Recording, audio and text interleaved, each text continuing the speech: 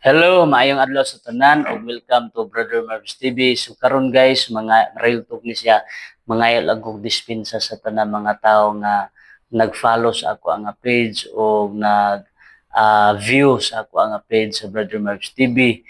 Pasensya kaayo kay usahay mahimo ko nga kining samok-samok sa inyong mga timeline kay sige ra gyud kog upload mao gyud ni ang mahitabo once nga ga content ka is ang requirements is sige gyud ka og upload.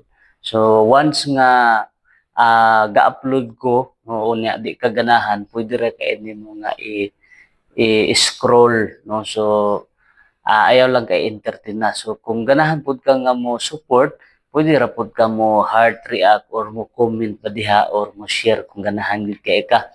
So pasensya kaayo no sa akong mga pamilya diha o mga kauban ako sa trabaho o mga kaigsuonan nako sa pagtuo. Pasensya kaayo kay usahay maabot gid ang panahon nga murag ikaulaw na ko ninyo kay ga kuan nga wa man gihapoy maabot walay padulungan kini akong pag-vlog. Salamat po di ay kaayo sa tanan nga nagsuporta unya gahinay-hinay na pud ta o kadaghan unya daghan na pud ang gasend og star sa ato ang mga higala. So puhon-puhon matingob na siya maka-sweldo na pud ta ana, maka extra income na pud ta ana.